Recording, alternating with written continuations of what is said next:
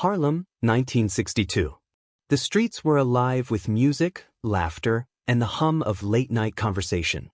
Neon signs flickered above jazz clubs. Smoke curled from cigarettes held by men in sharp suits. Women walked arm in arm, their heels clicking against wet pavement. But beneath the surface, Harlem was a chessboard. And Bumpy Johnson was its king. He didn't rule with noise. He didn't need to. His power was quiet, rooted deep in loyalty, respect, and an unspoken understanding that crossing him meant consequences. Not today. Not tomorrow. But eventually. Always eventually. Bumpy had built his empire carefully. Every corner, every business, every relationship was a thread in a web he controlled with precision. He knew who owed him favors, who feared him, who respected him, and most importantly, who he could trust. Or so he thought. Because even kings can be betrayed. It started small, whispers that didn't quite make sense. Money missing from collections. Shipments arriving late. Information leaking to rivals at just the right time. At first, Bumpy dismissed it. Mistakes happen. People get sloppy. But Bumpy didn't survive by ignoring patterns. And the pattern was pointing to someone close. Someone inside his inner circle. His name was Marcus Webb. Marcus had been with Bumpy for years. He wasn't muscle. He wasn't a loud enforcer who made a scene. Marcus was quiet, smart, reliable. He handled logistics, kept books, made sure things ran smoothly. He was the kind of man who sat in the back during meetings, nodding along, taking notes. The kind of man no one suspected. But Bumpy suspected. He didn't act immediately. That wasn't his way. Instead, he watched. He listened. He let Marcus believe he was invisible. And slowly, carefully, Bumpy confirmed what he already knew. Marcus was selling him out. Feeding information to a rival crew trying to muscle in on Bumpy's territory. Small things at first, shipment routes, meeting locations, names of vulnerable spots. But it was escalating. Marcus was positioning himself to flip entirely, to walk away from Bumpy's organization and land on his feet with the competition. He thought he was being clever. He thought Bumpy wouldn't notice until it was too late. He was wrong. One night, Bumpy called a meeting. Just a handful of his most trusted men, gathered in a dim backroom above a barbershop. The air smelled like cigar smoke and old wood. A single bulb hung from the ceiling, casting long shadows across the table. Marcus was there, sitting near the end, calm as ever. He had no reason to worry. As far as he knew, he was still invisible. Bumpy sat at the head of the table, his hands folded in front of him. He didn't speak right away. He just looked around the room, meeting each man's eyes. Finally, his gaze landed on Marcus. "We have a problem," Bumpy said quietly. The room went still. Marcus's expression didn't change. He leaned forward slightly, attentive, concerned. "What kind of problem?" Bumpy let the silence stretch. Then he said, "The kind that costs lives." Marcus swallowed but kept his composure. "What do you need from me?" Bumpy didn't answer. He just kept looking at him. Not angry. Not threatening. Just observing. And in that moment, Marcus knew. He didn't know how. He didn't know what Bumpy had found. But he knew he'd been made.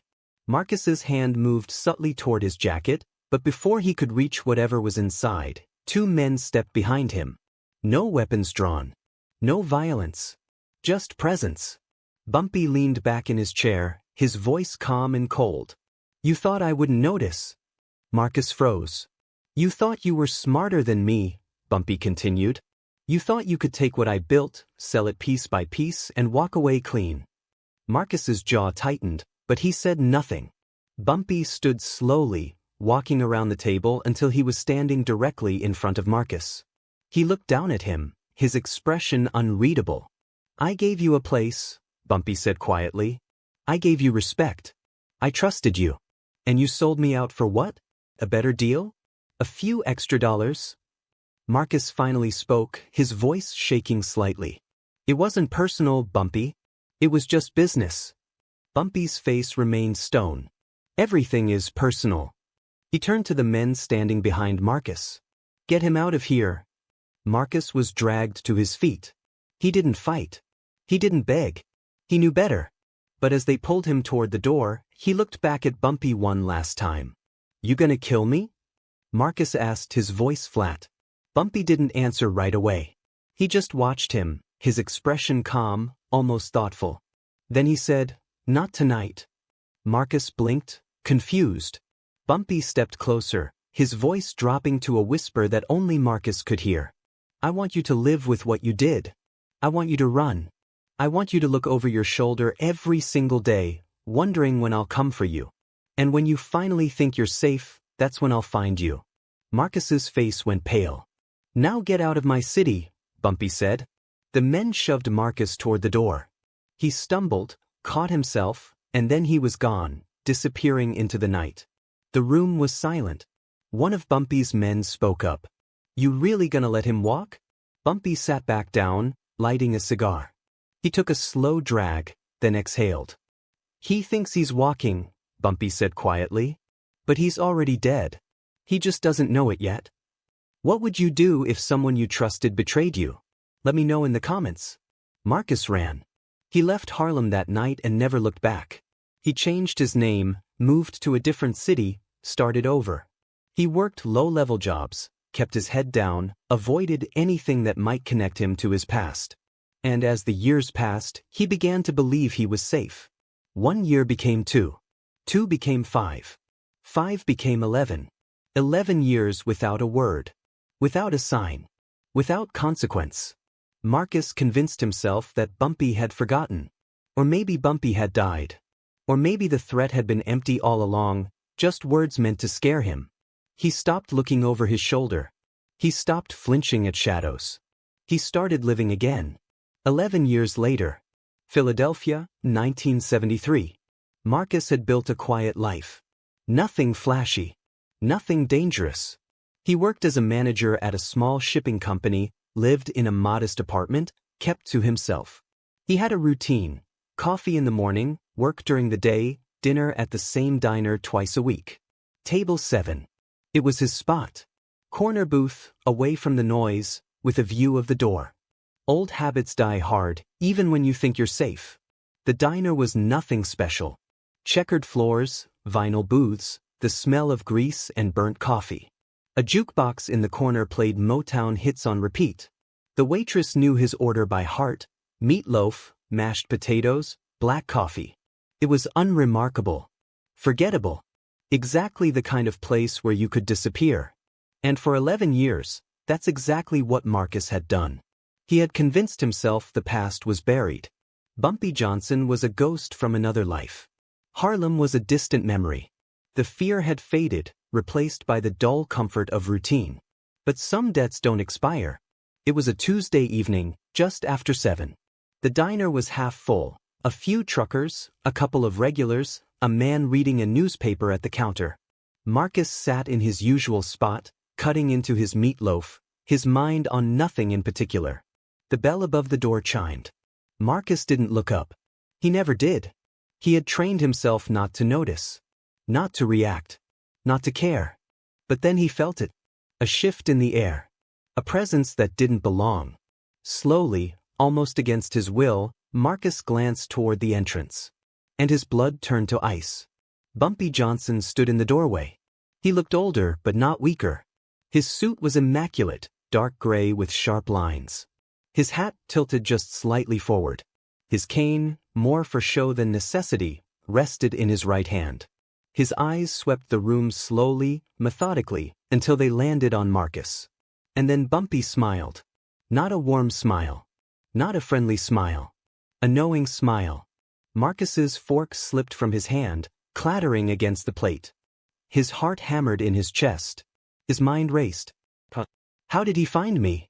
How does he know I'm here? But the answers didn't matter. Bumpy was here. And Marcus knew exactly what that meant. Bumpy walked slowly through the diner, his cane tapping lightly against the floor. He nodded politely to the waitress, who smiled back, oblivious. He passed the truckers, the couple, the man with the newspaper. None of them noticed anything unusual. But Marcus saw everything. He saw the deliberate pace. The calm confidence. The complete control. Bumpy reached table 7 and stopped. He stood there for a moment, looking down at Marcus, saying nothing. Marcus couldn't move, couldn't speak, couldn't breathe. Finally, Bumpy spoke, his voice low and smooth. "Mind if I sit?" It wasn't a question. Bumpy pulled out the chair across from Marcus and sat down slowly, placing his cane against the edge of the table.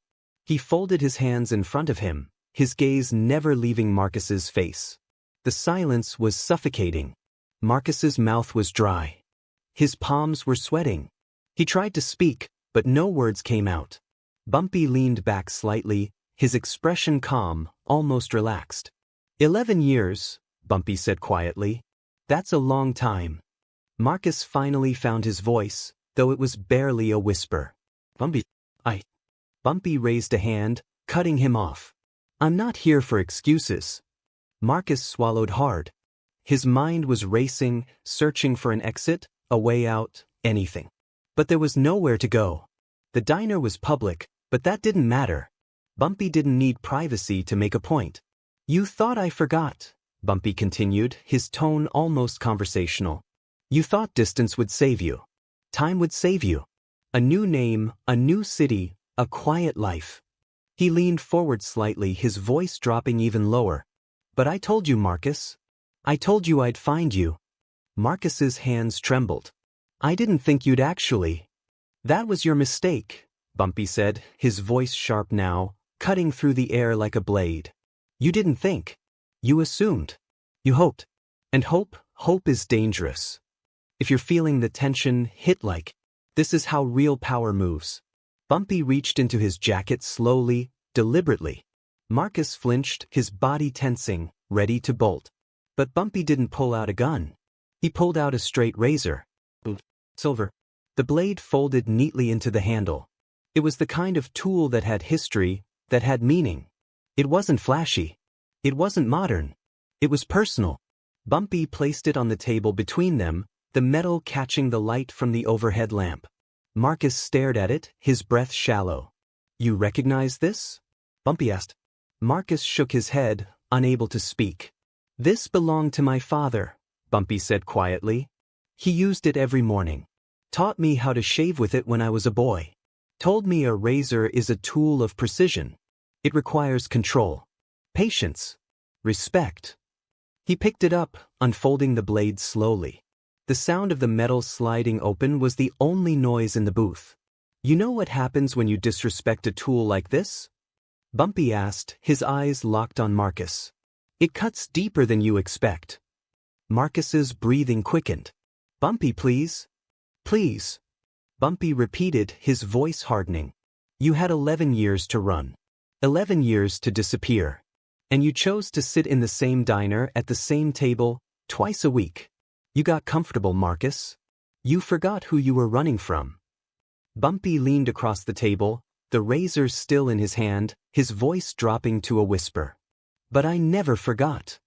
Marcus's face was pale, his hands gripping the edge of the table. "You took from me," Bumpy said. "You betrayed me. And you thought time would erase that. But betrayal doesn't fade. It doesn't disappear. It waits." He paused, letting the weight of his words settle. "And now," Bumpy said, "it's here." The diner felt smaller now. The sounds around them, the clatter of dishes, the hum of conversation, the jukebox playing softly, all seemed distant, muted, irrelevant. At table 7, there were only 2 men. And 1 razor. Marcus's mind was spinning. He wanted to run. He wanted to scream. He wanted to beg. But he knew none of it would matter. Bumpy wasn't here to negotiate. He wasn't here to forgive. He was here to collect. Bumpy held the razor loosely, his thumb running along the edge of the handle. He wasn't threatening Marcus with it. He didn't need to. The presence of the blade was enough. "You know what I realized over the years?" Bumpy said, his voice calm, almost reflective. "Revenge isn't about anger. It's not about making someone hurt the way they hurt you. That's emotion. And emotion makes you sloppy." He placed the razor flat on the table, his hand resting beside it. "Revenge is about balance," Bumpy continued. "You take from me, I take from you. You disrespect me, I remind you what respect costs. It's not personal. It's just necessary." Marcus's voice cracked. I didn't mean to. Yes, you did, Bumpy interrupted, his tone sharp. You meant every word you said to my enemies. You meant every piece of information you sold. You meant to walk away clean while I burned. Don't insult me by pretending otherwise. Marcus closed his eyes, his body trembling. Bumpy leaned back, his expression unreadable. You want to know the truth, Marcus? I wasn't even angry when I found out. I was disappointed. Because I thought you were smarter than that. I thought you understood the rules. He picked up the razor again, folding it closed with a soft click. But you didn't. You thought the rules didn't apply to you. You thought you could break them and walk away. Bumpy slid the razor back into his jacket, his movements slow and deliberate. Marcus opened his eyes, confused. You're not gonna kill you? Bumpy finished. No. Marcus exhaled shakily, relief flooding his face. But Bumpy wasn't finished. I'm not gonna kill you, Bumpy repeated, his voice colder now. Because death is easy. Death is quick. You close your eyes and it's over. He leaned forward, his gaze piercing. But living with what you did? Living with the knowledge that you're only alive because I allow it? That's harder. Marcus's relief vanished, replaced by something worse, fear mixed with humiliation. You're gonna walk out of here tonight, Bumpy said. You're gonna go back to your quiet life. Your job. Your apartment. Your routine. And every single day, you're gonna remember this moment. You're gonna remember that I found you. That I could have ended it.